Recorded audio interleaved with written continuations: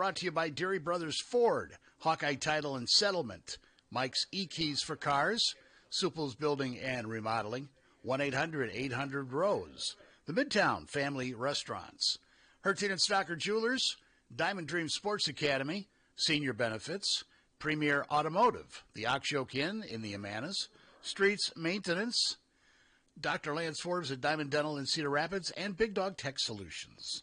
Ladies and gentlemen, Tom Suter, and from Hawkfanatic, Pat Harty. What? You heard me. Did I? You heard your name being called. I did. My ears were burning because Pat and I were talking. Yes.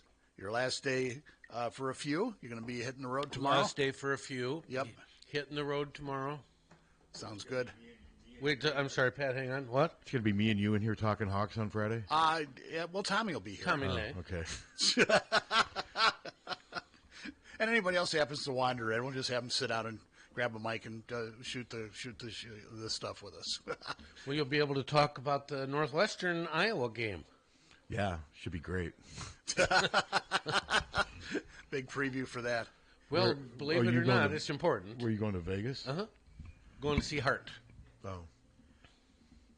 They were supposed to tour last year, but they had to stop because I think Ann Wilson had a medical issue of some sort. I think she did. But she's doing fine now. Did she have cancer? I believe so. That's good. I'm not a Hart fan by any means, but good to see him out. Yeah. Performing. She can sing. She sure can. Yeah, I like them when they do Led Zeppelin songs. I just don't like them when they do Hart songs. Yeah, no, their Stairway to Heaven was great. Now, they had a lot of help. Yeah. A huge orchestra, 2 choirs. Well, yeah. But she sang Stairway great. Yeah, she sure did. She's a wonderful singer. Truly. So I think what we decided, Pat, is since there will be no Suter Man on Saturday, there probably won't be any Suter Man show. Okay. So I think that'll be fair enough. And Adam's not available this week. He's got meetings during these 2-hour windows on Wednesday and Friday, and we did not get a guest for Iowa for today either. There was it just didn't happen this week. So that's too bad. We are painfully on our own. So. Well, thankfully, we had a great game to watch last night and break it down. Well, I'm not second by second. I'm not surprised at all how it. Oh no. And I'm not real confident the women are going to win tonight. It'll be tough. I think the women have a better chance, obviously, than the men. But yeah, and Northwestern won at minute. Northwestern. That was a huge win for them. Well, they're playing. They beat Ohio State 70-49. Go up there and win by double digits. So they are playing great. Iowa may not win another game. Well, we got Northwestern, and then right now got Michigan State at home, and then at Nebraska. And if you look at Northwestern objectively right now, they're playing much better. They're playing much better than Iowa is right now, and it's there. Yeah. And they almost beat Iowa here. Now, granted, they had Barnheiser and Leach then. I mean, Northwestern's more injured than Iowa. Yeah. That's what's surprising about this. Well, I guess you could compare Thelwell to Leach, too. They're very similar, but they're obviously handling it better than Iowa is handling it. So, we'll see. Yeah, and Josh couldn't get it going last night, or Peyton. And when those two are struggling, then we really have very little chance. I mean, it really never felt like they were going to win that game. No, it didn't. Even when they cut the lead down after falling behind by 13, it just never felt like they were going to win. So, I mean, that's a tough hand right now. Right now, I think Washington is definitely going to be one of the 3 teams that don't make it. But if you had to look at it objectively, I think most people would say Iowa right now is probably, with the schedule they have and the way they're playing and their injuries, Iowa's in trouble. They're probably the second team. I mean, it's Penn State's got 5 wins, and they've won how many in a row though? Are they? They've won 2 in a row. I mean, they're playing better right now. And Northwestern's won 2 in a row. And they've won 7 now, haven't they? No, 6. Oh, they're at 6 now too. Uh-huh. So they're all at 6-11. Well, Penn State's 5-12. Northwestern, Minnesota, and Iowa are 6-11. Yeah. And Minnesota holds the tiebreaker over Iowa, and as of today, we hold the tiebreaker over Northwestern. But that could change Thursday. Well, the biggest thing is Iowa still has to play Michigan State at home and at Nebraska. Yes. Those look like 2 losses. Yes. Yes, they do. So, yeah, it's... and that's not being a negative Nancy. Well, no, either. it's just looking at it realistically. I mean, now would I be?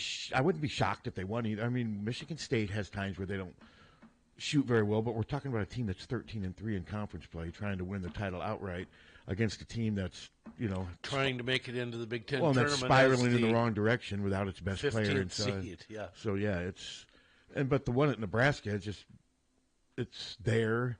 It's going to be their senior day. They're playing probably to either secure an NCAA tournament bid. I keep seeing them on a lot of people's mock fields, like as a 10 seed. I've seen them, like Mike DeHorsey recently had Nebraska as a 10 seed. So Nebraska's going to have a ton to play for. They're on the edge, 17-11. And 7-9 are they, or are they now 7-10? 7-10. So yeah, Nebraska's got to win. I think at least 8 conference games to have a serious, legitimate chance of making the tournament. So yeah, they're going to have a ton to play for in that game. And Nebraska has lost their last 2, and they've got Minnesota at Nebraska coming up Saturday. So that'll be an important game. My guess is Nebraska wins that game. I would imagine Minnesota has been such an up and What down. does Penn State have left again? Penn State has to play at Indiana on the 26th, which is today. Yeah. That'll be If tough. they win that game, then Iowa is in serious trouble. Yeah. Because I still think Washington, Penn State, and Minnesota could finish below Iowa if you're trying to be as optimistic as you can. And then on Saturday, Maryland plays at Penn State. I could see Penn State losing both those games. Yeah. But, I mean... And then Penn State closes out on the 8th at Wisconsin, which they're not likely See, I think to Penn win. State's going to be... Penn State and Washington, I think. I think Penn State wins one of those games, which would give them 6 wins. I think Penn State and Washington, I think, are 2 of the 3, and it's going to come down to Iowa, Minnesota, and Northwestern, I think, for those. USC is also only have 6 wins. They have 10 losses, but they have 4 more games. Let's see. And they have the tiebreaker over Iowa. USC plays at Oregon. I don't think they'll win that. Washington at USC. They'll win that. There's their 7. That. USC at UCLA will be tough. I don't think they'll win that.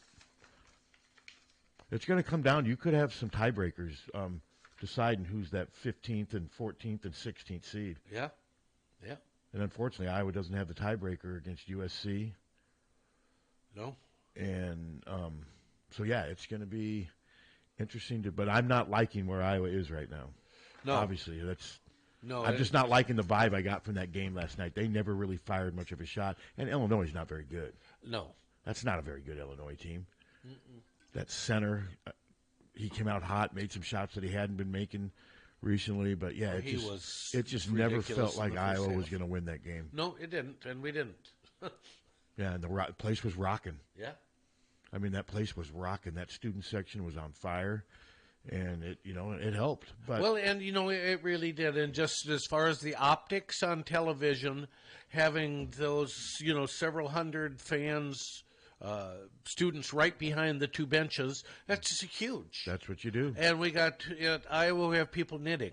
And they've been doing that for years at Illinois. I mean, they've moved the students around in different points, but they've always been right on the court. They've just moved them but yeah, it's interesting to see what a difference it makes. But I think they could have won that game if the gym was empty. The arena was empty. I agree with you. Iowa never really. When Peyton goes 2 for 10 and scores 7 points, the only ones in double figure. I mean, when Brock Harty leads you with 16, the offense isn't working. And I thought he played fine. He did have 5 turnovers. They did, and we turned it over a lot. 16 times. That's what Fran said. Yep. And they turned it over early in the game. We that did. 24-11. They exerted so much energy getting back in the game, and I just think then they were done. And Fran just said those early turnovers, and they weren't because Illinois was pressing. Iowa just made some really dumb choices with the ball. I mean, Harty had a couple early, and I'll give him credit. He called himself out on the post game, but he was about the only one that was playing with energy. No, Brock made a few mistakes, but Brock had a pretty good game. He had an okay. You just don't want Brock Harty as your leading scorer. No, he needs to give you 8 to 10 points and 6-7 assists, and 1 or 2 turnovers at most. And then who was the other one in double figures? Was it Dix with 11? Somebody had 11. I think it was Dix. 16 and then Peyton had 7, 2 of 10 from the field. Laji Dambali had 9. Traore, I mean, he did play a lot of minutes. He didn't do much. No. I think he had 5 points. I mean, it was just not a 61 points. Illinois controlled the tempo, but in fairness, Illinois scored 81. I mean, Iowa couldn't even play really its tempo because it just wasn't making any shots. I think we're just not a very good team. Well, no. I mean, I think it's obvious. Is that bitter? Being bitter or being No, I think it's being negative? realistic. And they weren't a great team with Freeman. Or Freeman and Thelwell. They were then maybe a 9-9, 10-8 Big Ten team at the best. Put Koch, or Freeman, 9-11. and Thelwell. Yeah, you give them that, and with a few better. breaks, I could have seen them as a 10-10 team, backing into the tournament. Best case scenario, kind of like the women. Yeah, but that didn't happen. I mean, if the women had lost Lucy Olson and Sidoff faltered for an extended We'd be period, in big trouble. Oh, they'd be done. Yeah. So, but that's an excuse some people don't want to hear at this stage, and so we shall see. I mean, the women's game tonight is big, obviously, because, I mean, the women need to get some momentum. I mean, they don't want to lose this game. Then you go, okay, you beat Wisconsin, but you've lost 2 of your last 3 going into – and Wisconsin's not very good. I'm just assuming they're going to beat Wisconsin. I can't see them losing that game. We've beaten them, I can't remember, Pat, 21 straight times. And it's here. Yeah. On senior day. And they're not very good. No, they're not very good. So so at worst they go 9-9. And I wrote something yesterday just saying, because remember, just prior to this season starting, I said my best case scenario for the women is 10-8. And if they make the tournament, I'm good with Jan first year. I think that is checked about. And I wrote that yesterday, just reminding people. And only 2 people have reached out, and they both disagreed. They're like, no, I agree with you. That's fine. I mean, you can, and there are better and worse ways for Jan to achieve this. I will stick with my opinion if they go 8-10 and lose in the first round of the Big Ten and then lose in the first round of the NCAAs, but it won't be near the season that I thought they were going to have. But I still stick with that. Yep, they still did good enough because they were in the tournament. That's why they need to win. They need to win 3 or 4 or 5 more games this season. Well, that would be great. And to do that, you win at least one of these last regular season, win a game or 2 in the Big Ten. Then you've got 3 wins right there. They still need work to do, but all I'm saying is they're in according to all the experts and the net rankings and all that stuff. And to me, that checks the box. But some people say that's not enough because they're in 11th place and there's way more talent than what I'm giving them credit for, and I'm not sure I agree with that. I'm not sure I do either. And one guy's like, they need to play Ava Hayden. If she doesn't play him, I mean, I'm going to tell Jan Jensen, who's there every day, the post whisperer, hey, people on Twitter are telling me you need to start playing Ava Hayden more. I mean, seriously, think about that. So I love Ava Hayden. I do too, but there's a reason she's not playing. Oh, I sure. don't know what it is, but Jan and Abby Emmert and them, they know what it is. They see it every day. But I think we do know, though. Hannah has been playing better when she's at the 5, and the team played better when Hannah was at the 5. And I think right now, Addie's a better shooter than Ava. Addie's one of the best shooters in the country. So, I mean, percentage-wise. But it's always something that's not being used as the reason things aren't going well. It's that kind of like the backup quarterback. It's always that case. I mean, but it'll be interesting. They need to. I mean, I've watched the Michigan women a few times. I'm actually surprised they're 10-6. They're very young. Olivia Olson's She's done a hell of a coaching job. To be 10-6, to be 10-6 with that team, they're 2 games ahead of Iowa in Big Ten play. What's the other gal's name? Swartz or Swyla Swart or something like that. And Olivia Olson are great. But I would not be surprised if Iowa went up there and won this game 73-70 or whatever. But like I said, I'm probably 60-40 thinking Michigan's going to win largely because of home court advantage and because of the way they've been playing. So, and Iowa, beat USC, which was a big feather in their cap. Almost beat UCLA at home, would have been a big feather in their cap. Almost beat Ohio State on the road in overtime, would have been a big feather in the cap. But they've just been a little off. They have, and that will not be held much against them. No. I mean, I'm looking at them. They're going to be anywhere from a 10 to a 7 seed, depending on how they finish this season, regular season. You the Big Ten tournament. One more basket in those 3 games, and we're a 5 or 6 seed. But that's not what happened. Yeah, I was saying if they win all three of them? If they were to have. Yeah, yes. And if they won maybe just one of them, it would maybe be the difference between being a 10 or a 9 seed if they struggle.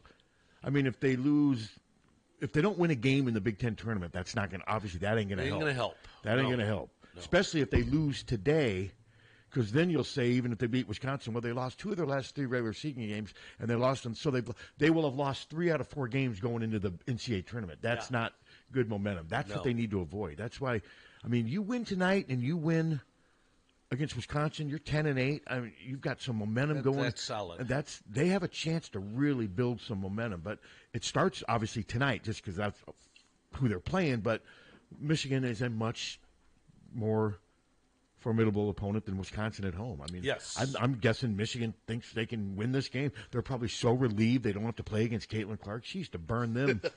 Oh my God! More than any team. They're probably so glad they haven't had to prepare for Caitlin Clark. Well, last year, didn't she score 44 and 49 against them? Or was the 44 48, 2 years ago? 44 was 2 years ago when she made all those logo threes, and she scored all those points in like a short period of time. That was, I believe, 2 years ago. And then she set the record at last year, Hawkeye. I think, wasn't it 40? Right after Hannah had done Yes, a week later, 6 days later. Yeah. Whatever it was. Think about that, Hannah scoring 40-some points.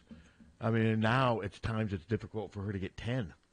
Yeah. Just shows you how much of an impact Caitlin had. Yep. I mean, Kate and those guys helped to spread the floor, too, but Hannah was scoring points because of Caitlin Clark, because of the way she was passing to her and the way they were running on the fast breaks. But tonight, the women need to avoid turnovers, and they need to get off to a good start. They can't fall behind 16-6, and then the men do it, too. You knew the men were going to make a run in the first half, and they did. Sure. They did, but then Illinois answered it right away to start this 19-8 scoring run to start the second half. Game was over. But that's been our pattern. Well, we play tough for 20 minutes and then fall apart in the or they first start time. both halves poorly. Yes. And Harty brought that up in the postgame. He says, we know what our problem is, but we just haven't been able to address it. I think part of it's just you're not as good as the teams you're playing against for a number of reasons. Yeah. And yes, injuries are part of it. Yeah. I don't want to understate the injury factor. Owen Freeman is a huge loss. Drew Thilwell's a huge loss. He was cleared to play last night, but I'm guessing they see him. I just wonder if this is one of those that won't be completely healed until the season's over, which will be really bad if they don't have him these last 3 games. Yeah.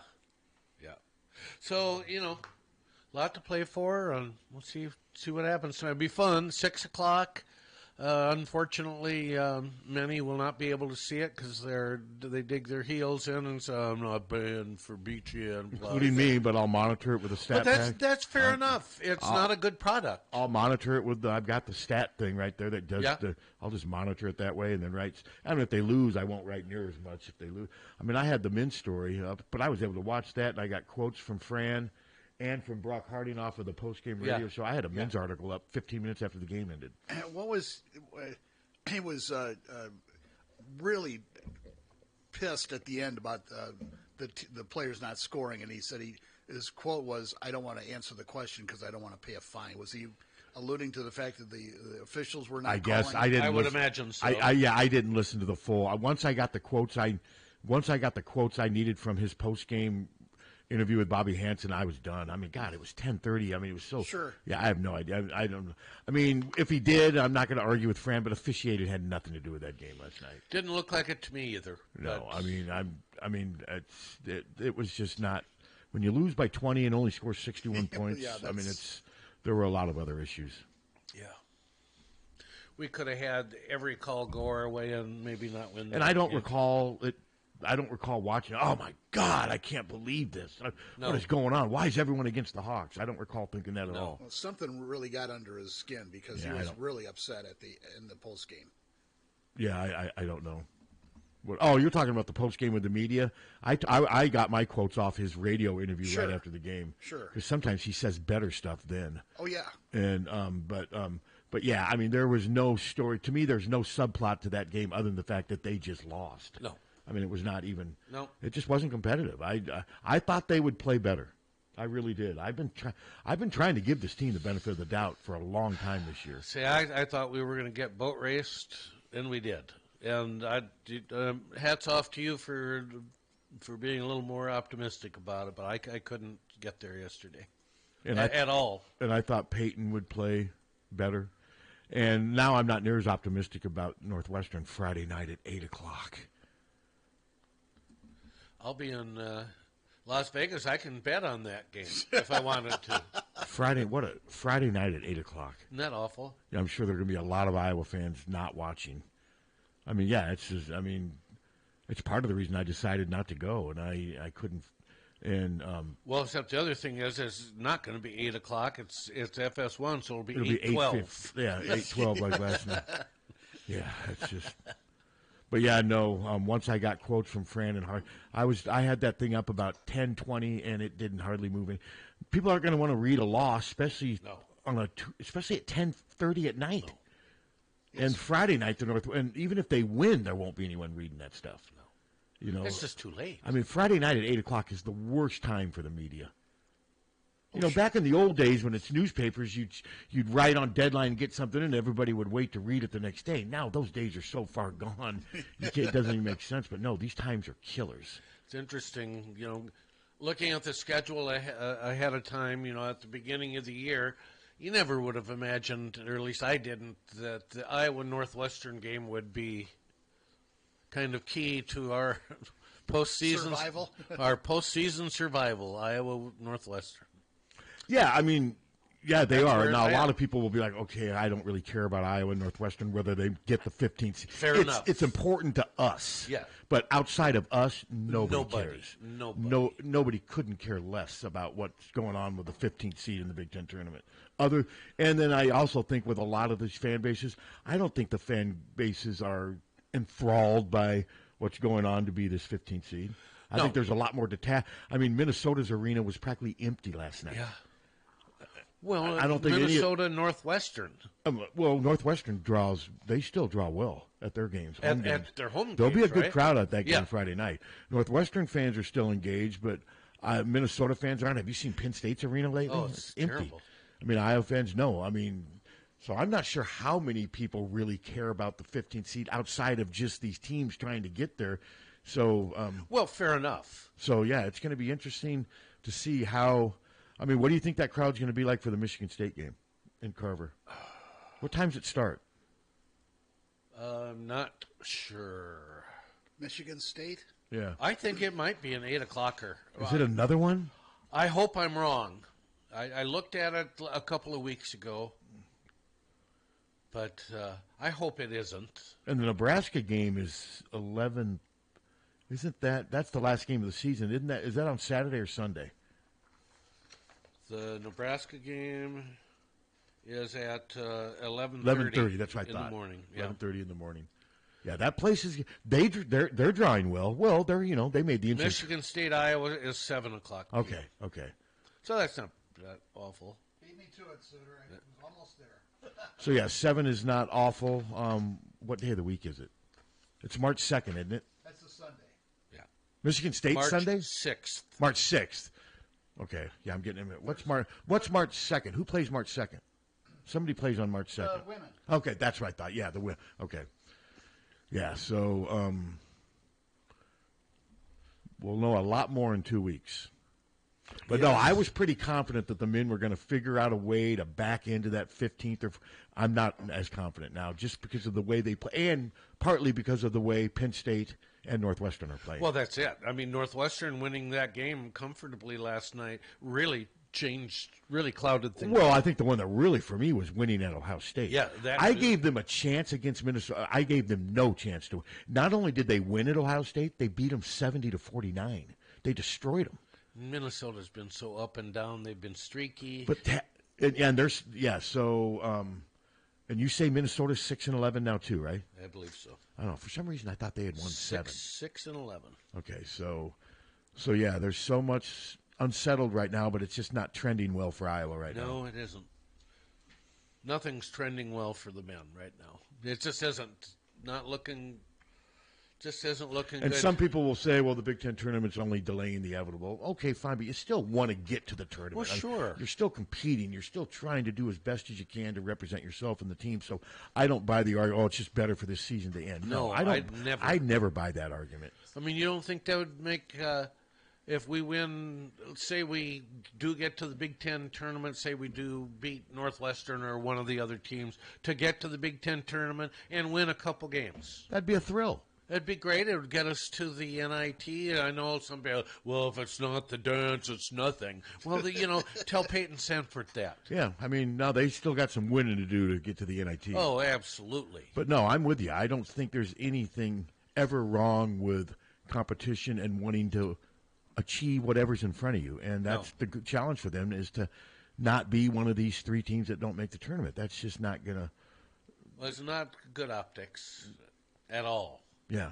So, but yeah, and as far as the women, I mean, big difference between 10 and 8 and 8 and 10, man. There really is. Even though both will get them in. I mean, if Jan can go 10 and 8, that will be quite impressive. I mean, and Michigan, I've watched Michigan before. Like I said, there's times where I watch them and they can't shoot. No, a lot of the women's teams are like that. They just can't. I mean, shoot. Even the good women's teams, like UCLA. Yeah. Some of them shoot those 1940 set shots. They do. And they want, the moment they leave their hand, they're like, God, is that even going to hit the rim?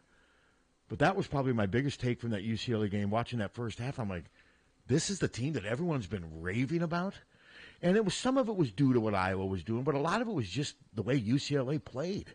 I mean, they just didn't really have a lot of impressive players outside of Rice and the big girl in the middle, Lauren Betts. Yeah. So, but I don't know. It's kind of depressing, kind of to see where the men's basketball program is right now. It is. And, I think a lot of people are assuming there's change coming. Yeah. And do you get a sense? Oh, I know a lot of people think that's happening. I know a lot of people hope that's happening. I told you what I said Monday. Yeah. I mean, if I had to guess right now, it's hard to see him coming back under these circumstances without some significant changes. But we'll see. I mean, it's got to play it out. Not making the NCAA tournament or not making the Big Ten tournament obviously would expedite everything if there is going to be change. I would think that wouldn't help. So, but I don't think making or not making the tournament I don't think that's. I think Beth's made her decision by now. I don't think whether he's coming back next year. I Yes. do too. I don't think it's going to be based on whether they can back into the NCAA Big Ten. I keep saying NCAA. I don't think that will 15th versus 16th. They could still be the 14th seed. Yeah.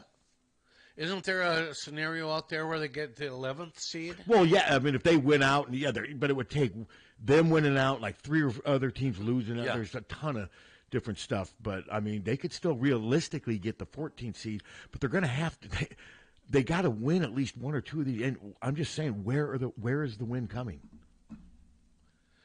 I mean, the home game is the one that and it's Michigan State. Least chance to win. And it's Michigan State. Izzo. He's going to be out in the court. He sure is. He's going to be dominating the referees, telling them what to do. It's going to be a huge conspiracy against Iowa. It's not going to be fair. So they'll be playing 10 on 5. Izzo and the three, or 9 on 5. Izzo and the three referees. Yep, and it won't be fair. It'll be all against the Hawks, and it's just not fair. Mr. and Mrs. Suter will be screaming at Izzo the whole game. Get off the court! It really does piss me off. Well, There's no reason that the referees defer to that. I agree. I want him on the court the whole game. I want him by the time the game's over, I want him like in the center medallion there. There's a chance he may throw the opening. What if he throws the opening toss-up instead of the official? They put an official shirt on him and he just calls the game. Would you like that? If they just made him one of the officials? Makes a layup and just it counts for Michigan State. He gives Fran a technical the moment he stands up. Hello. You're out, Coach. Hello. Yeah, Lick overcame all of that. He did. Lick owned Izzo. We've already said that. Should that be my first question if they lose? Even if they win, Tom, what is it about Lick Ladder? Why does he own you? I wonder if... How many years ago was that? Oh, well 15, 16. It was 2011, I think, when the game was played. So, yeah, it was I mean, 14. This is Fran's 15th year, right? So it was at least... Or not 2000. I think it was like 2008. 2008 or 9, because Lick was there. Right. Lick was there from 7 to 10. So I think it was 2008, and I'll never forget. I was sitting right there in the front row. Most embarrassing moment in my coaching life. He called that game, and they should have been embarrassed. I'm sure he remembers it like it was yesterday. It was such a painful game to watch too. I mean, I think it was final like 41-37, something like that. Yeah, it was. It was just brutal. well, it reminded me a little bit of the Four Corners games But that were his team ridiculous. now plays much faster. Now, I've watched his teams at times, though, not been able. This is one of his better shooting teams, but I've still seen them at times when Akins and Holloman and those perimeter players aren't making shots. But, man, they've got a lot of depth. They got big guys that they can rotate. They got that Cooper. They've got the Jackson Kohler from Utah. They've got Xavier Booker. They've got like 3 6'10", 6'11" guys they just rotate and throw at you. They got that Frankie Fiedler, the transfer from Omaha, who's pretty athletic. I mean, no, he's... And who are our substitutes? Well, if Thelwell's healthy, it's Brock Harding, Price Sanford, and Evan Bronze with an E. It's Evan with an E. He didn't need the A. Hello. He's even Bronze. Hello. Hey, guys. Greetings from Western Missouri. How's everybody doing this morning? Pretty okay. Pretty good. Well, we can't, I know I like to live and die by the basketball, but so just your opinion. I've heard a little of what you've said. How safe do you think Fran's job is right now? Not If very. you had to guess. I don't think it's overly safe right now. No. I'm still thinking there's going to be some type of maybe mutual parting of the ways, or that's the way it's going to be presented. Do you think that there's a lot of pressure right now on Beth? Do you think she's getting a lot of outside pressure from donors in that? Oh, I'm sure that's part of it. imagine. Yeah, I'm Yeah. sure she's heard from donors. And that will impact the decision. That's part in of the some ways. decision. Sure. That's part of the decision.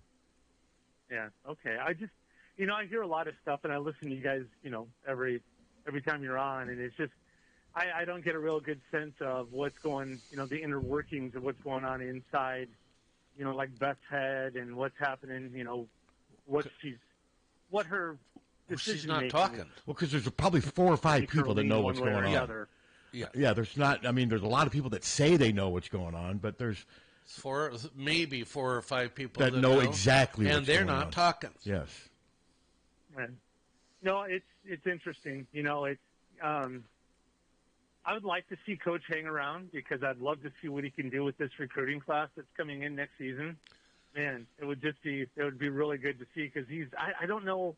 We've talked about it before, but I don't know where you go and find somebody better than him right now.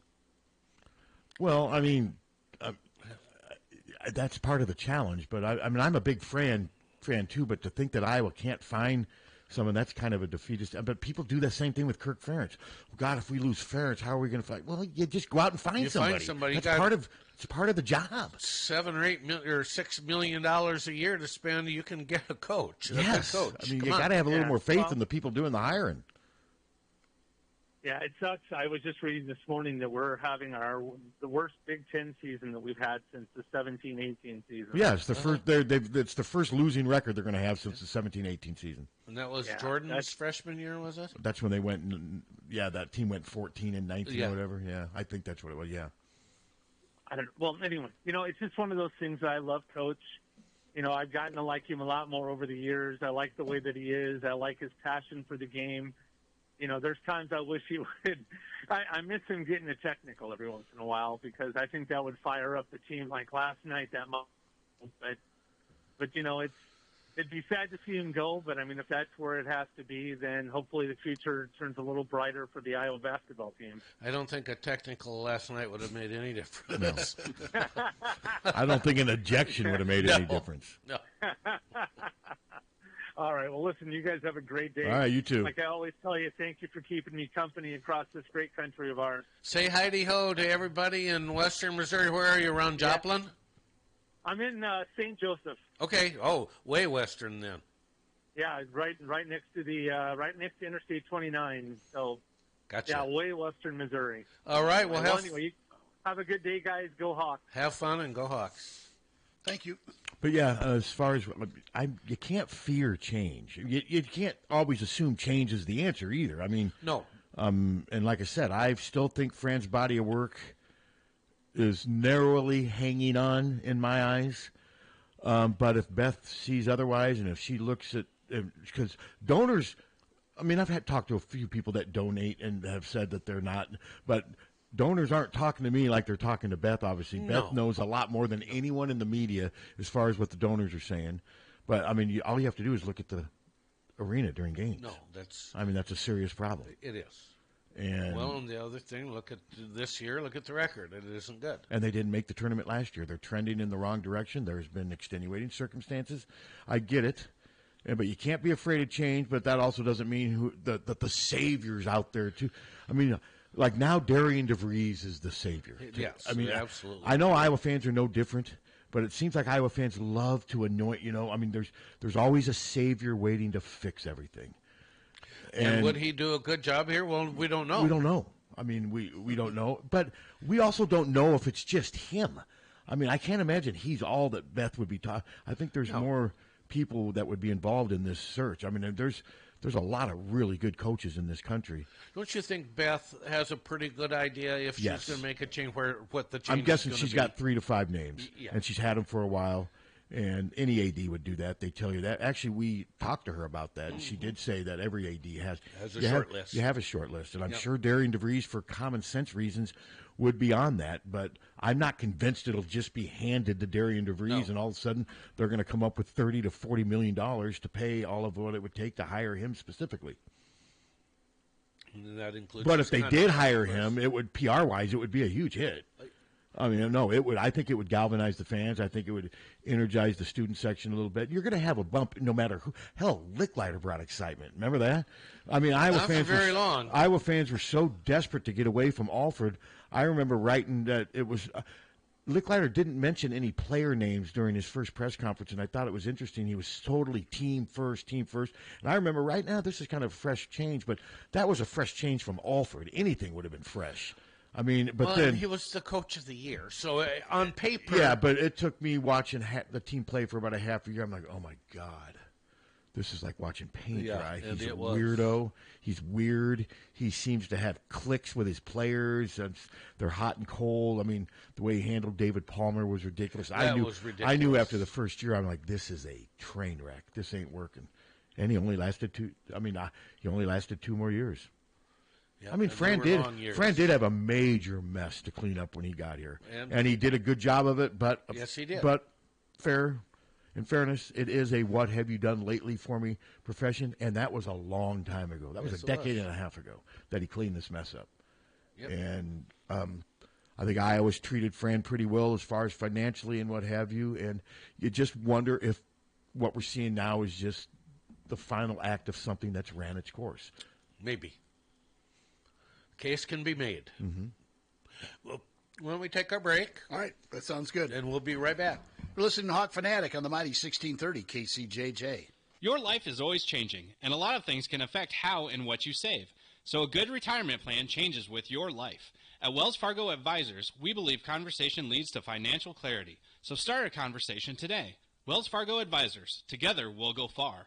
For information locally, call 338-3799 or 866-217-2369 or stop by 501 12th Avenue, Suite 201, Coralville. Wells Fargo Advisors, LLC, member SIPC. GT Carr, owner of Supple's Building and Remodeling, has been offering unmatched service and quality for over 25 years. The trained professionals at Supple's Building and Remodeling will install and guarantee the products used in any job, no matter how big or small. They also stand behind their work and offer no-nonsense, exceptional customer service from design to completion and beyond. Whether it's a simple window replacement or a major house addition, you'll have the confidence that Supple's Building and Remodeling is committed to quality. Visit supples.net or call them today at 319-337-2246. This is Leah Pasha, and I've been saying, hit a deer, call Premier for years. But it's time for something new. It's still where you need to go for deer divots and door dings, as well as damaged dashboards. That's what my dad Nathan's driving at and dreams about. Why not say, when your car is dinged, be a deer and call Premier? I think Dad's going to love that. Premier Automotive, North Liberty's premier auto body repair shop. Be a deer and call Premier Auto Body in North Liberty. Check out the best source for your Iowa City area high school sports coverage. Go to yourprepsports.com. Hi, this is Pat Harty. City High, West High, Liberty High, Regina, West Branch, Solon, Clear Creek, Amanic. Your Prep Sports has all the boys and girls high school sports you crave. You'll get free, in-depth reporting from dedicated sports journalists on your favorite teams: football, basketball, golf, volleyball, track, softball, and baseball seasons. Profiles, pictures, video, and more. Get in on the action. Go to yourprepsports.com today and spread the word. Are you tired of living in a home that doesn't quite meet your needs? Then it's time to call the experts at Streets Maintenance. Their team of skilled professionals specializes in renovations and remodeling, transforming your home into the space you've always dreamed of. From kitchen bath remodels to complete home renovations, no job is too big or too small. Streets Maintenance will work with you every step of the way to ensure your vision becomes a reality. So don't wait any longer. Call Streets Maintenance to schedule your consultation at 400-4483. Let's start building your dream home today. Don't wait for an emergency to get a backup for your car keys. Unlike the olden days, car keys have gotten extremely complex. Mike's eKeys for Cars can generate the most technically advanced automotive keys that are on the market today. For spares and lost keys, Mike's eKeys for Cars can produce most conventional transponder, high security, and remote head keys.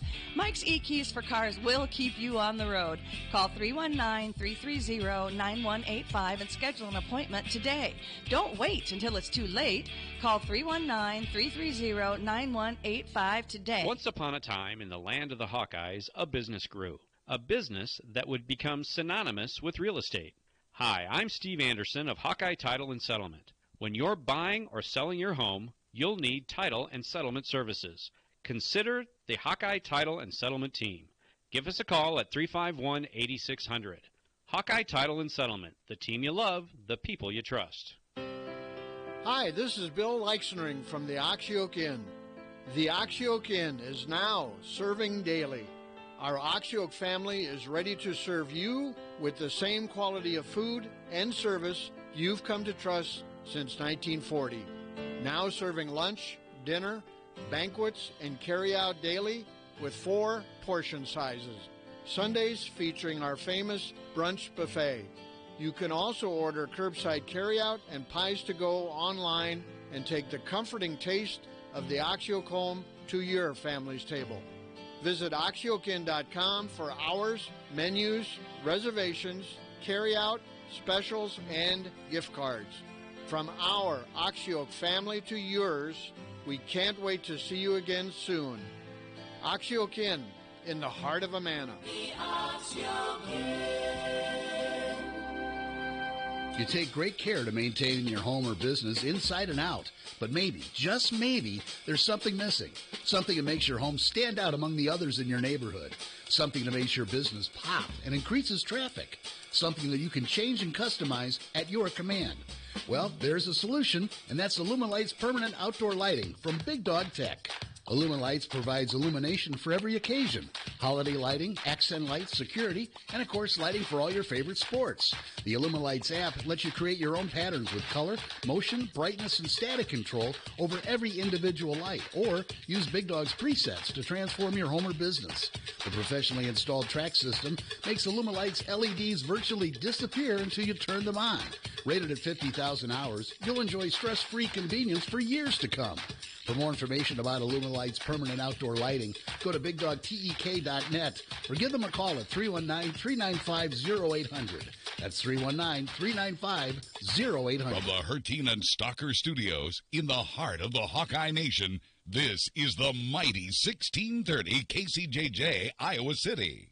It is going to be mostly cloudy and just a little breezy today. We'll get to around 51 for a high this afternoon, and I think we will catch a little more sunshine by later this afternoon. The wind northwest at about 15 to 25. Tonight, mostly clear. We'll drop down to 32 tomorrow, sunshine 50. On Friday, it is going to be sunny but windy and quite a bit warmer with a high on Friday, right around 61. I'm meteorologist Sean Cable on the mighty 1630 KCJJ. Outside now, it's 40.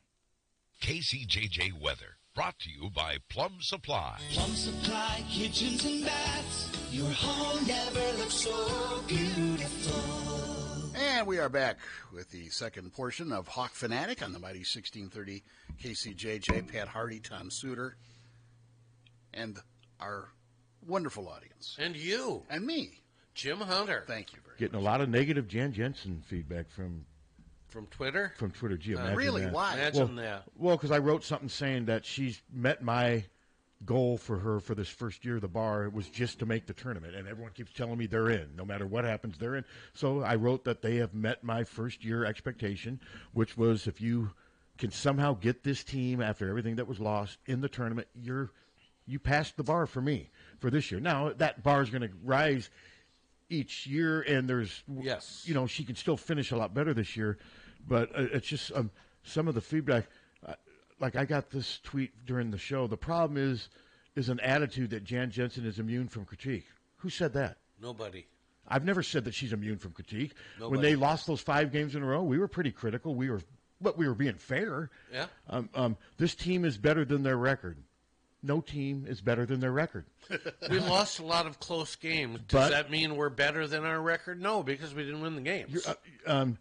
And then it says every close loss could have been a win with better coaching decisions. That's an opinion. Oh, boy, that's... And then Jan is content to blame the players, but repeated failure to play Ava Hayden has lost us these close games.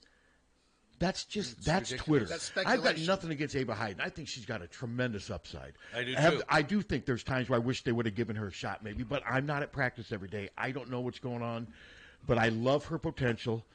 But Addie O'Grady has been a pretty pleasant surprise this year, at least offensively. She's one of the top scorers, or percentage-wise, one of the top shooters Very in the efficient. nation. Very efficient. Yes. And yes. So but that's somebody who's got an agenda and a bone to pick. But what's funny, I looked at this person started this Twitter account in January, and I looked at his profile. Retired federal judge, retired assistant attorney general, Yale law grad, Iowa undergraduate, Writers Workshop alum, former Navy nuclear power engineer. And he's on Twitter arguing with me about Ava Hayden. I don't believe him. Do you think he's all that? No. Do you think there's a chance this is some guy in mom's basement? No, I'm not basement. I'm going to go upstairs. Captain always makes us have him be in the basement. He's got a room above the garage. You think this guy has a room above the garage? Maybe. I think he may have been an Iowa undergrad. He said that, right? Yes. Okay, I'll say he was probably an Iowa undergrad, and the rest of it, no.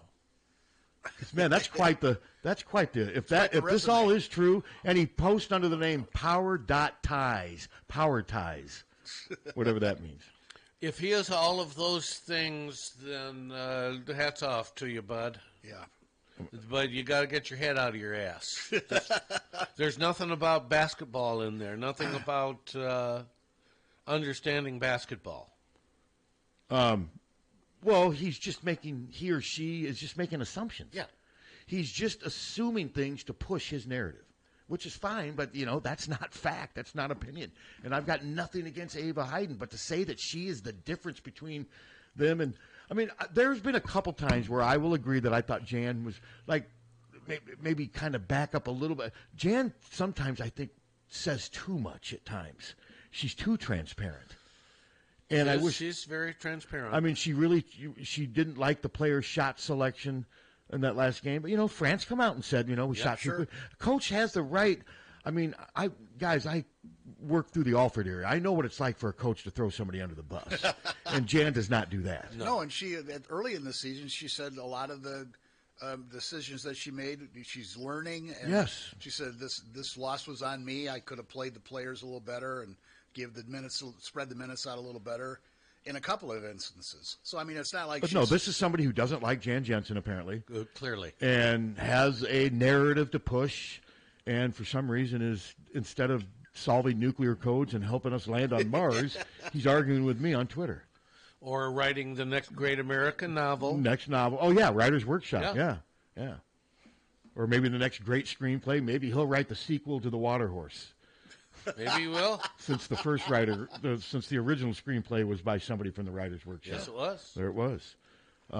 I've given instructions to Michael Loss and his wife to watch The Water Horse. They will love he said there, and I said, I told him about you and Ann, and he's wrote it down. He says, we will put this on our list of things to do. And I said, Mike, I will be shocked if you don't love that movie. Because everyone I've told to watch that movie has been like, wow, what a hidden treasure that was. That's how they describe it. It's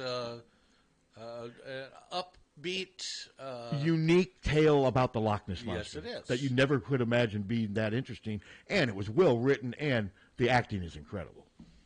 No, I really enjoyed it. The acting was really good in that movie, but no, this anti-Jan Jensen stuff. With Lisa, you think if this was Lisa and everything with this person, you think they'd be 16-2 or 15-3? Not. I don't either, and I think Lisa would be the first one to tell you that. I think they'd be in the NCAA tournament, and maybe they'd be 9-8 right now or whatever. But I don't think it would just. I don't think there's been that much of a drop off from Lisa to Jan in 1 year. I just don't think that's fair. Would Lucy have hit the game winner against Michigan State if Lisa had been the coach? You know, come on, how do you make a statement like that? And the other thing with Angie Lee, people will refer to her, well, she obviously wasn't. No. What happened with Angie Lee is when Angie had Vivian's players, recruits, early on, they were great. They were. Angie just couldn't recruit. Jan has shown she can recruit. Yes. At least she's showing signs. I don't want to get carried away. I mean, they got Addie Deal, and they stuck with Addie Deal even after Lisa left. Angie never really had that type of success on her own. No, she didn't. Angie eventually lost because the level of talent just shrunk. It just in a hurry. It was just a steady decline while she was the head coach, and it was steady and fast, and boom, How many years did she have? God, I think 4. 4 or 5. 4, I think, but it just. I mean, the recruiting classes changed, too, when you saw they were so different. I mean, Vivian was bringing in 4- and 5-star every year from all over the country. And let's just face it, most of them were black. Yeah. And Angie had trouble recruiting black players, and it just really caused their talent level to suffer. Well, I mean, the jury's still out on how this staff is going to recruit. It sure looks. I mean, they're in on a lot of people. Now, a skeptic's going to say they're in on a lot of people because they're still riding the Caitlin Clark wave, and there is some truth to that. There is, but you still have to land them. And you still have to land them, but you also, like I said, I gave them a pass this year just to make the NCAA tournament. Let's say they make the NCAA tournament again next year, but they go 8-10. I won't be near as optimistic. I will say no. This was not a step forward. This is hanging on. This was just a 1-year thing. Her first year. Next year, my bar rises. I think you got to finish in the upper division next year. And we're going to lose some key players here too. Lucy Olson, Feuerbeck can come back if she wants to. Falter can't. Addie O'Grady. I know a lot of people take Addie for granted, but I think you're going to miss that 8 to 12-foot jump shot that she makes. So we haven't seen enough of Aiden yet to know, or Ava Hayden to know if she can make that shot yet. Where Ava's been really good is really athletic post moves near the basket. Yeah. And using both hands. A good rim protector. Good rim protector. And she's really good at help defense from behind. No, I see the potential. I love it. But I'm just not ready to start saying Jan Jensen's the women's basketball version of Kirk Ferentz because she's not playing the best players. Plus, there's been a couple of games where Addie gets in and she picks up 2 fouls in 2 minutes. Mm-hmm. There's been several games like that, and I think there's times where I think fans wish Addie would show more emotion. Yeah, she's very stoic out there. Not a very colorful character. And I think there's times where they think that, well, maybe she's not playing at full speed. I don't buy it. That's just her personality. Yeah. But I'll tell you, I can't recall how many times where they've been struggling this year, and the next thing you know, Addie O'Grady makes 2 or 3 8 to 12-foot jumpers that gets them going. That's what happened against UCLA. Yep. Nobody could make anything early, and then all of a sudden they bring Addie in, and she's got 6 points just like that. And then they settled down and started playing well. Sure wish we had Lucy Olson for another year. Yeah. That would be nice. That would be nice. That would be definitely nice because she seems to really like it here. She seems to be the perfect fit. Lucy needs to have a big game tonight. Yeah, I mean, and you notice, though, she does seem to be saving her best for. In those last 8 games, she's averaging. They're 6-2 over the last 8. She's averaging 22.5, and she's shooting 45% from 3. And the 2 losses have been to two top 10 teams. One of them on the road. So, Lucy's been playing real well. I mean, she didn't shoot well against UCLA. No, but she found other ways to impact the game. And Caitlin had games where she didn't shoot well, and yet you still look and she had 25, 11, and 9. You know what I mean? Yeah. I mean, that's not to keep comparing Lucy to Caitlin, but that's the standard, obviously. That's the bill cow of everything, and so we'll see. Caitlin was ridiculous. I'm interested. I'm looking forward to tonight's game. I just wish it was on regular TV. I can't believe Iowa, Michigan, a 10-6 Michigan team against a team that's been to the NCAA tournament final in each of the last 2 years is on Big Ten Plus. Invariably, somebody will bootleg it on YouTube TV, so you might want to look. The people that have Big Ten Plus that I know say it's terrible. Yes, it's hard to watch. I can tell you that it's terrible. And how much is it a month? Like $11? Something like that. Yeah, $11.99. Does it buffer or is it just bad reception? It's bad. It's inconsistency. The graphics are poor. What about the camera angles? Not great. Everything's inconsistent. Just depends on where they're playing. And the announcers are students, and sometimes they're pretty good, and sometimes they're ridiculously bad. When you say ridiculous, like what do they do? Well, they don't know the teams. They don't know what they're doing. Use the they're same, students. Same cliches over and See, over they'd be again. better having Ray and I do it. And then, like, an 8 o'clock tip-off at halftime, I'm bitching about how long it's taken, why they start. So that would be better, wouldn't it? I'd subscribe to that. There you go. These 8 o'clock starts, Ray. This sucks. I mean, they fall back on the same cliche. Talking points? Yes. Yeah. It's just... Isn't it ironic, though, that we're at this stage of TV where we've got all this technology, and yet we're having to be force-fed this crap? Yeah. But I want to see the games. Is it worth... $10 a month for me to see a couple of Iowa women's basketball games? You bet. You bet it is. I guess I could do it, but it's so easy for me to cover the game just with Stat Track. And you're not the fan that I am. And I've it's I business. just need something to be able to convey a story, to get an article. That's right. And the stat, I take notes as I'm watching. I follow Twitter to see highlights and whatever, but I know everything that's going on because it does every basket, and you got the AP long box. It gives you everything you need to know. You're just not seeing visuals nonstop. Yeah. But no, I will monitor it, and I'll have a story up with quotes afterwards. Because I'll tell you what, the radio, you get quotes so much quicker off the radio than you do when you're there. It seems like they make the people that are actually there wait longer than anybody. Oh, yeah. Sometimes, which I don't agree with. Sometimes, Pat, YouTube will have I see that. But I think those guys, I think those guys that take the time and spend the money to travel to those games, I think they should get first access to the coaches. And that's somebody who's not always at those games. I think Kakert was there last night. To me, since he should have had first access to everybody, but that's just not how it works. Hello. Yeah, hi, fellas.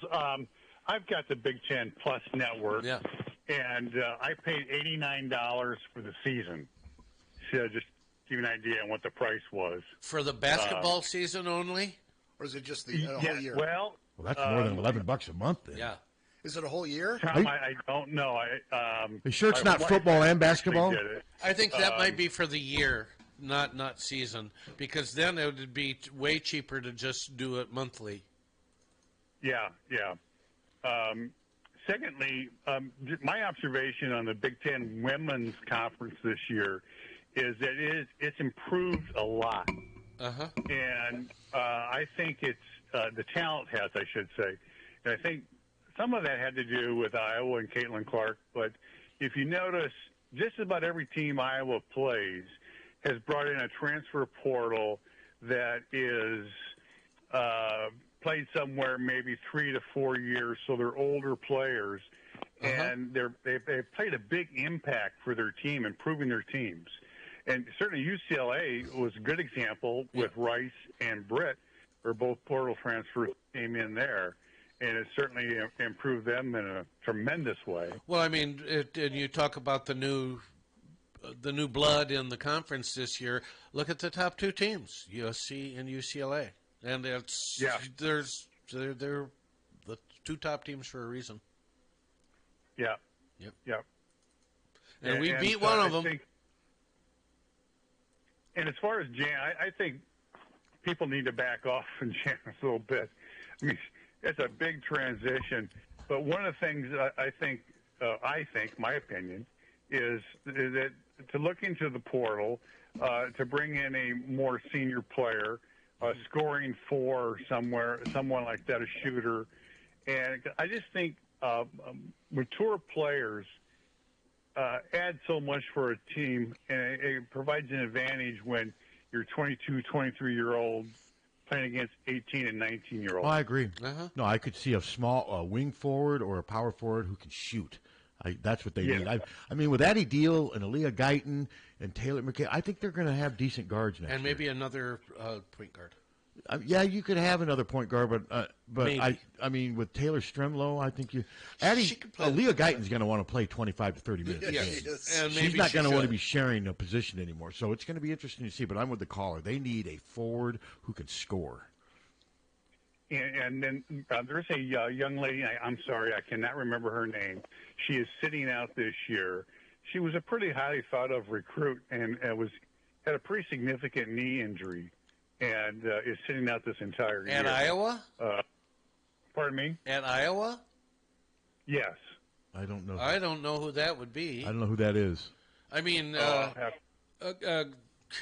Kenise Johnson Etienne or whatever. She's not that. Is that who you're talking about? The guard from Illinois? It may be. I'm sorry. I don't remember. But I don't recall But her. she wasn't highly recruited, and she's been injured her whole career. Yeah, and when she was playing, she played only in mop-up duty and really hadn't shown much. Not saying she won't, but she knows. I don't. She was not a highly sought recruit nationally. Okay. All right. But no, she is out. That is somebody who, if she stays, but that's another guard that they will have if she's here next year, assuming she's healthy. And who knows if Callie Levine will be able to contribute. But what I'm saying though, that's another guard. They have guards. they they just haven't. They need them to develop. Yes, and that will be for Stremlow and Mulaney. That'll be their key thing too. Is going to that next level and the next step in development. It might take them a couple of years, though. Yeah, Mulaney, to me, I can't. I think she's more of a small forward, but she's not real tall. Yeah. And but I think she'll be better next year. Her three has not really been very good this year, and her minutes have been reduced. God, and she knocked down about 19 points in the exhibition game, saying, "Wow, can this kid shoot?" And she's been shooting about 21 or 22% from three. And she doesn't get many shots either. But no, she's not afraid to shoot. But no, they will. Yeah, no, they will. They're going to have to do some work in the portal, and I think they will. I mean, Jan. Got to remember, Jan's biggest strength, maybe of everything, is recruiting. I mean, that's she was Lisa's. I mean, she's been recruiting for years, so I'm not worried about that part of it. And this staff knows what they do. And Addie Deal's coming in. She's not coming in to play 5 minutes a game either. No. Addie Deal's going to want to play 25 to 30 minutes a game. And we're probably so you've got Addie Deal, Aaliyah Guyton, Taylor Strimlow, Taylor McCabe, Callie Levine. That's 5 guards right there. And Kenise Johnson, 6. Difference maker. I'm not saying that she's Caitlin Clark, but she is a difference. Oh, maker. she's definitely. I've seen enough of Addie Deal to know she's going to. Yeah, I don't know. I don't know if we'll ever see. So many things had to fall into place for Caitlin Clark. Number one, she stayed healthy, but Addie Deal looks to be the real deal. I mean, no pun intended. And I mean, does she need to come in and average double figures? Yeah, I think she does. Well, I think she needs to come in and at least average somewhere close to 10 at the bottom. But yeah, because I think she's going to play. I think she and Aaliyah better learn how to play together. Oh, yeah. Because I think they're going to be playing a lot together. I bet they will. One last thought I have. The men's basketball position, the coach, and I don't know if Fan will be back next year or not, and if he's back, he's back. I don't really care at this point. But I think that the Iowa job itself, the coaching job, is a really good one. Where it would attract a lot of interest. And I say that, but with the caveat is I think that there are a lot of things behind the scenes that will have to be done and changed in order to make it not a good one, but a great one. I'm not saying it's going to be an Indiana opportunity, but it could be a really good one given all the inherent advantages that they have in terms of being in the Big Ten, revenue sharing coming up, fan support. There's so many positive things that they have to get back, and I think that's something that has to be addressed by the administration. Well, that's part of, if they're getting a new coach, they're addressing it. Yeah, one of the biggest problems, I mean, just going to the games, looking at the crowds, it's significantly bad, and it is. So, I've been going to the Iowa games since the early 60s, and the thing that I've never seen so much on a national level is how many head coaches, D1, are from Eastern Iowa, that grew up in Eastern Iowa. Well, guys like Chris Jans in Mississippi State, Steve Forbes, McCallum at Drake, DeVries at West Virginia, Peterson at Utah State. Well, DeVries is from Northern Iowa. He's not from Eastern. Not that. But your point is, you're saying coaches from the state of Iowa, or because you said Eastern Iowa. Isn't he from Parkersburg? Isn't that up north? Or connections to Eastern Iowa. Oh yeah, no. There's. Where's Ben McCollum from? I didn't know he was from Iowa. I believe so. Yeah. Yeah, I had no idea he was from Iowa. So yeah, no. There's. I mean, Steve Forbes is from Lone Tree. I mean, yeah. There's Chris Jans. Yeah, no. There's been good coaches come out of Iowa. Yeah. Okay. Well, thanks for taking my call. Okay, Paul. thank you. We'll talk to you later. Yep. Thanks for your thoughts. The one thing where I do sometimes disagree with, it seems like whenever if we just would make a change, we're going to have some of the best. I mean, if you look at the last time when Fran got the job over Licklider, it was Fran. Wasn't Jim Boylan somebody that they interviewed? They weren't interviewing Bruce Pearl, and it wasn't anything like that. And a lot I of think their there's a misconception that that's going to happen every time they make a coaching change. And a number of their key interviewers haven't done well since. Mm-hmm. I mean, they're not top echelon coaches. Yeah. I don't know.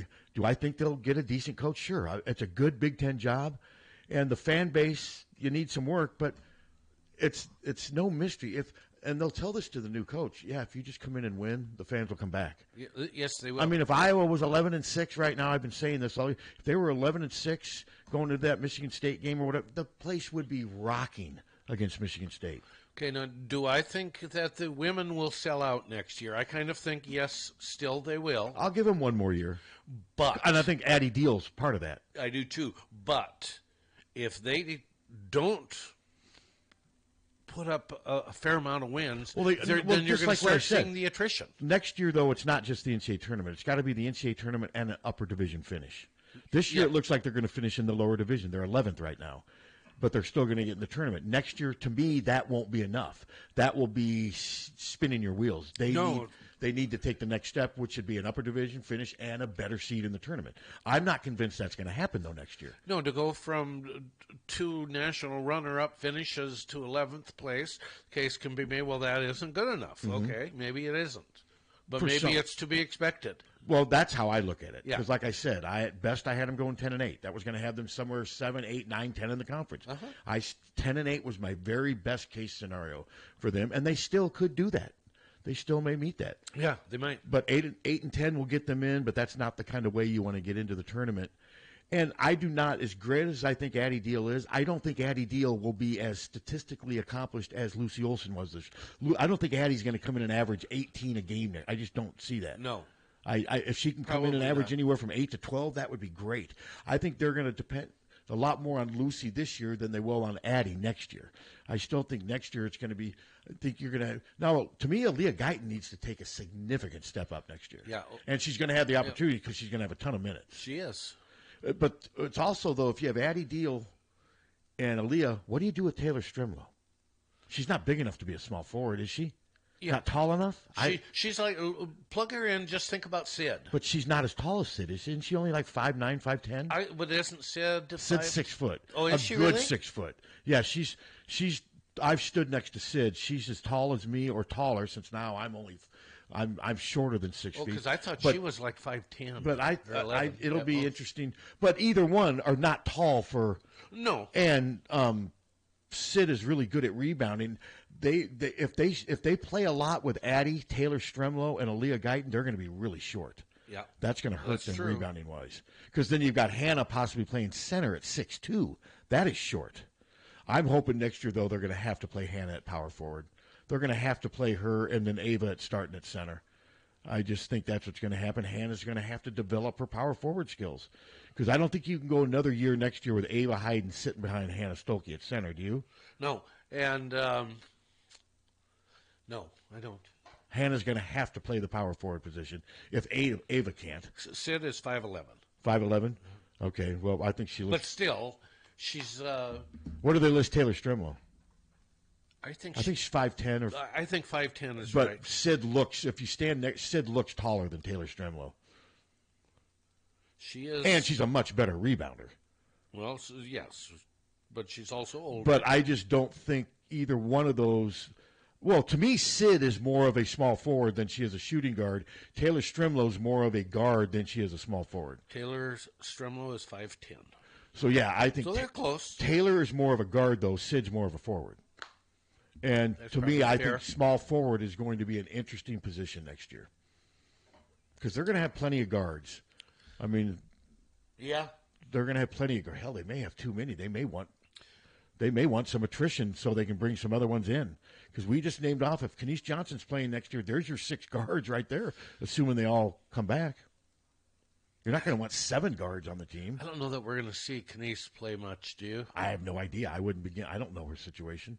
I mean, have you read that, or are you just assuming since she hasn't played? I'm assuming since she hasn't played and she wasn't all that highly recruited coming in. So. Well, they still recruited her and gave her a scholarship. So I wouldn't begin to guess on what her health situation is going to be, but they need help at small forward and power forward, I think. I mean, they need some scoring there. I mean, it'll be interesting to see what they do, because I just don't think Taylor Strimel can slip into that small forward position and play it the way Sid does, even though she's only 1 inch shorter. I just think she's a different type of player. I think she needs to be out further away from the basket. She's more of a ball handler and a facilitator, whereas Sid Falter is a small forward, just a short small forward. Oh, she is. Where Taylor Strimlow is more of a guard. So if you have Taylor Strimlow, Addie, and Aaliyah all playing at the same time next year, which I think you will. And that could present some problems. Well, it could prevent some major problems on the boards. It really could. And you've got 3 players that are all kind of, I'm assuming Addie's going to be the same way, 3 players that would prefer the ball be in their hands, too. That's going to be an interesting dynamic to try to coach through. Well, we'll see how it fares. That's the good coaches figure that stuff up, and they figure out the groupings that work the best. And it's a lot's going to depend on who they can get in the portal. Because if they get somebody in the portal,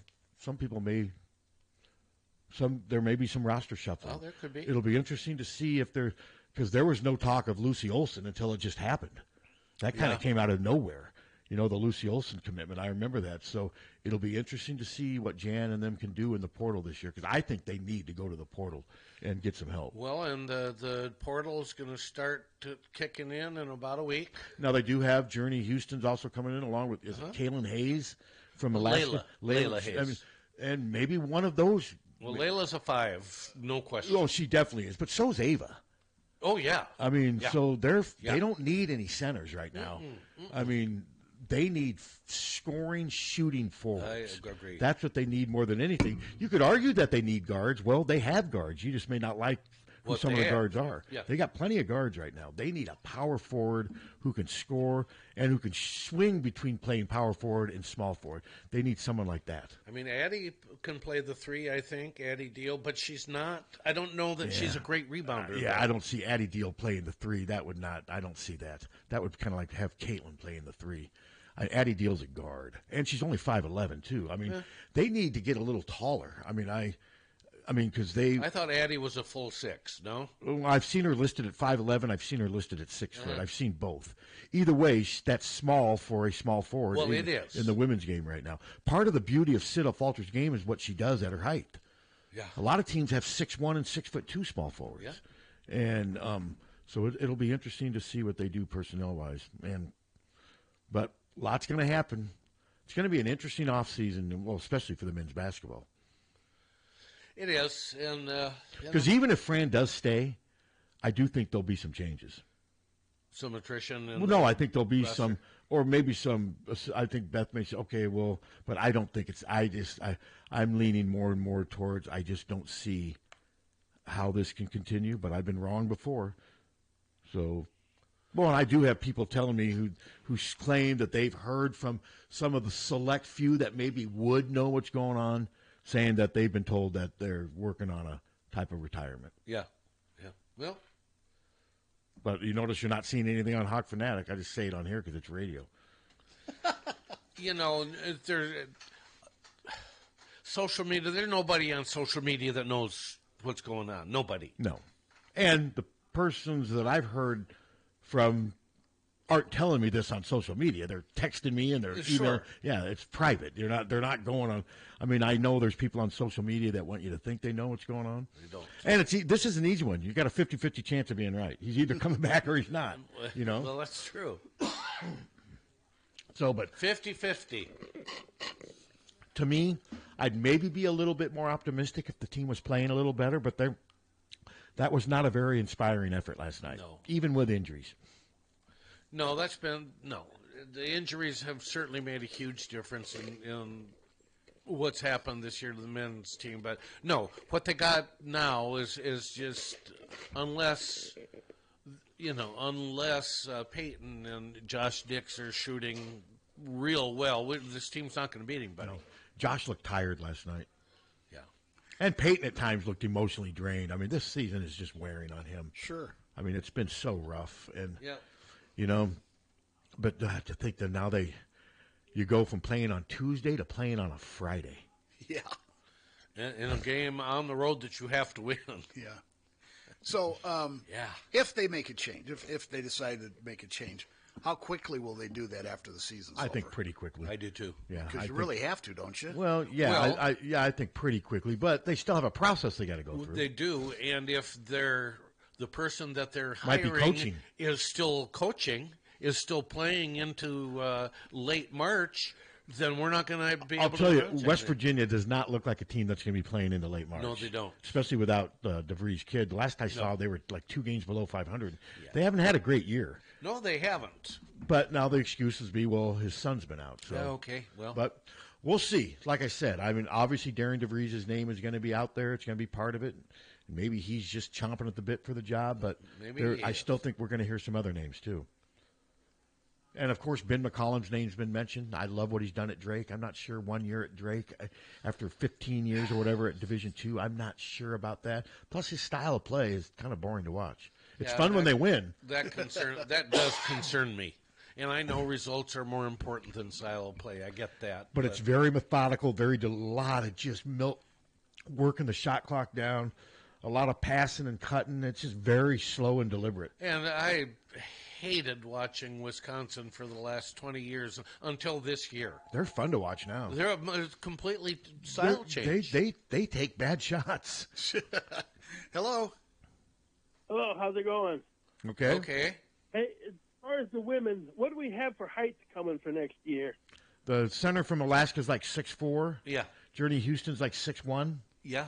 And then Allie's 5'11" or 6 foot. Addie Deal, yeah. Addie Deal, yes.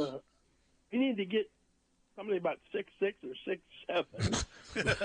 And the 6'6", 6'7" gals in women's basketball, there are maybe two of them. Just get one off a tree. Yeah. They just grow on trees. All right. Okay. Hey, maybe Lauren Betts will transfer. Yeah. Well, there were some media people that had that, that were working that before I never With thought Caitlin? she was coming here. No. Never thought she was coming here. As a fan, I said, "No, wait a second. Oh God! She and Caitlin played together. It would have been incredible. Yeah, we would have. Well, I think a lot of were thinking the Addie O'Grady thing, but I mean, Addie's. Yeah, let's have my high school teammate come in and sit me on the bench for my last year at college. Is our caller still on? All right, thanks for the call. Thanks. He has a very simple kind of outlook on life, doesn't he? Just go find a 6'7". That's the solution. With high skills, great academics, no baggage. Just find her.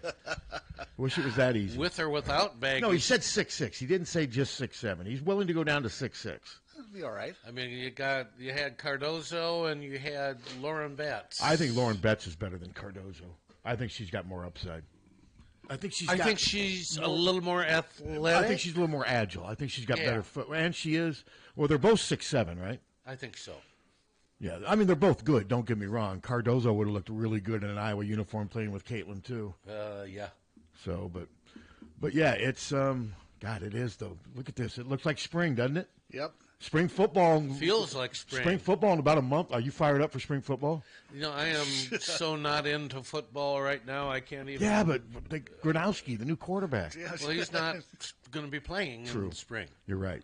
No, I have zero interest in football right now. Honest to God. We're going to meet with all the assistant coaches. What do you think we'll say? What do you think they'll say as we meet with them throughout the spring practice when they address the media each week? What do I think they'll say? We've been working hard. There's a lot of room for improvement. But I love the attitude. And I really love this team. These kids are. They give us everything that they have. And that's all we can ask for as head coaches. would you like to? We got the biggest bunch of slackers we've had in 25 Yes, years. I want that sometime. I want a coach to come out and say, this recruiting class These guys sucks. think they are entitled to everything. There's more fallbacks in this class than we could ever imagine. I want that sometime. You know, and once the basketball season's over, I mean, my level of interest in men's basketball is Me too. As bad No, as I it's will been watch in the a long NCAA time. tournament. I will still watch key matchups in the NCAA tournament, especially with Big Ten teams, but I won't be glued to it. Maybe. But because I still watch, I mean, Tom, we haven't had reason to be glued to the NCAA tournament for 25 years No, because they that's haven't true. made it to the second weekend. But I still like watching the NCAA tournament. Not as much as I used to, because I just think these changing rosters, you don't know teams anymore. No, like you used that to. changes a It just lot. changes the way I'm old fashioned. I'm with Fran. I like to know rosters. I mean, like watching Illinois last night is who the F are these players? Yeah, I mean, I didn't. Yeah, it's just like that Danny Wolf who was at Yale. Now he's at Michigan. He's really good. God, I'll tell you, that was a good get for them. So yeah, no, it just doesn't make it as fun because you don't get to know teams anymore. No, well, and for me, the same thing is true of Major League Baseball. It just doesn't. I am not interested in it. You don't know. You know when. I know I hate to be that guy. When I was growing up, you knew the key players that were coming back. Exactly. You knew on almost all of the teams. For me, who though, their it's key still players just were. speed of the game. Well, that's where it is now, unless it's too. the Cubs and they're playing well, I just find it incredibly boring. Now, if Tawny's batting, I'll take the time to watch him bat or pitch an inning or two, certain players, but I just can't watch and like I said, guys, I played it, but I was bored lots of times with baseball when I wasn't pitching because I didn't play. It was just the game itself is so slow. And Well, I boring. agree with that, unfortunately, and But some people swear by it. Some people can't do love it. it. They like the and pace. more power to it. Yeah. More power to them. Maybe when I'm retired and have a lot of time to fill, maybe. Well, same thing with golf. I can't watch golf unless Tiger's playing. No, not. I can't just can't. watch golf I just anymore. can't do it. Uh-uh. It's just incredibly Don't boring. know who they're all skinny, muscled automatons. I don't care. I like watching them hit the ball. And I don't my mind dad- watching him drive, but that's about it. And my dad, he would play 18 holes on Sunday. Oh, my dad loved it. And he would record the tournament so he could watch it on Sunday night when he got home. My dad from playing. absolutely loved golf. Yeah, he loved just- playing it. Well, I like- he I liked like playing to it play more it. than watching it. My dad liked playing it more than watching My dad too. But But with Tiger going down, I just it. Don't care. And right after Nicklaus and Palmer, after they weren't the big dudes, right? There was a time where I wasn't very interested. With the Ballesteros was Tom one of the Watson top was guys. in there. Tom Watson just didn't float my Well, boat. the other thing I've had is I used to love to watch Wimbledon. McEnroe versus Jimmy Connors, God, Bjorn yes. Borg when I was like 12, 13. I never watch tennis anymore. No. I would watch Venus and Serena when Yeah. there was part of the novelty. Man, these black girls are dominating this sport. But even that got old and boring after a while because Serena's so many of her matches weren't competitive. But That's true. I don't watch tennis at all anymore. Never. Occasionally, I will. If an American woman is playing well, I will watch. Yeah, I just don't. But I mean, like the American dude, I don't know that I will watch. I used to love to watch Chris Everett and Martina Navratilova. I did too. watched so much tennis sure. back then. I did Wimbledon on Sundays, but now it's just the only thing that I still stick with religiously, like I did as a kid, is the Triple Crown, the 3 horse races. And part of the reason I watch that is just praying that the horses don't get hurt too. And those are the only horse races I watch because other than that, I couldn't care less about horse racing. Certain golf tournaments are good to watch because of the actual courses they're playing in. But the Triple Crown, the Kentucky Derby, man, I love the hype and build up for that. Yeah. Love to always see. I go into every spring. Hey, we got another Secretariat coming. Snooze. And see, American Pharaoh, that was the Triple Crown. But I keep thinking, though, maybe there'll be another Secretariat out there. But I don't know if we'll ever see a horse run the Belmont in that time again. I don't know if we'll ever see that again. No, I don't. I just don't think we'll ever see that again because when they did the autopsy, his heart was 1.5 times bigger than the normal race horse's heart, and that was the big reason why he was able to do that. Mm-hmm. I still remember that day, and I was 9 years old watching that day, sitting right in front of our big tube. Oh, I watched. You bet. And I watched it in the basement of my house with my dad, and I just remember my dad just kept saying, my God, he kept telling me we're watching history because he was worried that the horse was going to croak early on. Then he's like, no, this is just a freak of nature. And I'll never forget watching that. No, when I was a kid, I was a big sports fan, and I'm not I'm the same way. anything like that anymore, and I don't know. See, why. I do it for a living. Part of it for me is I do it for a living, and it's just it's just.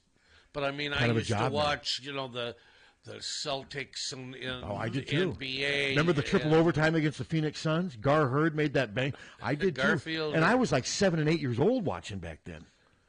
Well, we had the Major League Baseball Game of the Week. Everybody watched that.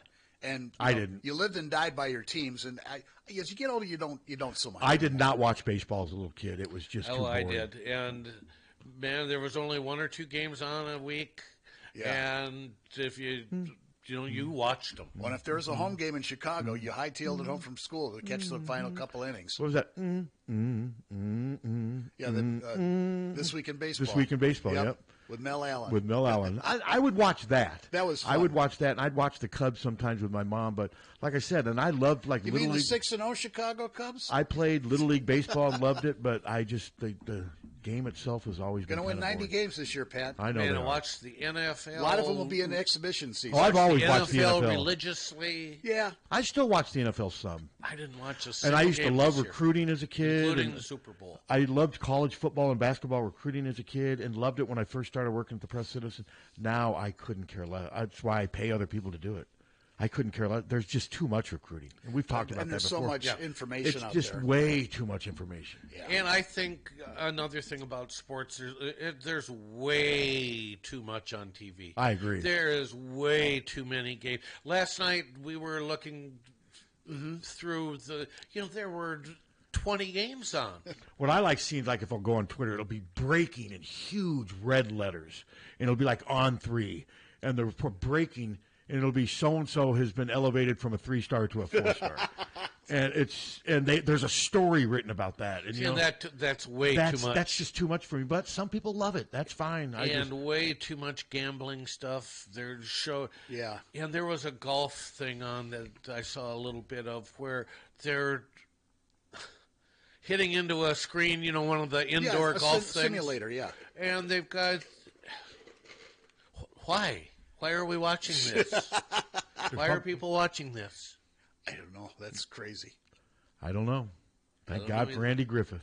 Thank God for the Rockford Files. I watched a little. I was going back and forth between the Rockford. Once the Iowa game started to get out of hand, I went back and forth to the Rockford Files.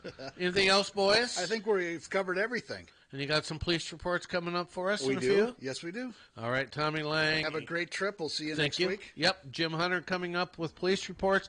Hawkfanatic.com. Check it out. It's free.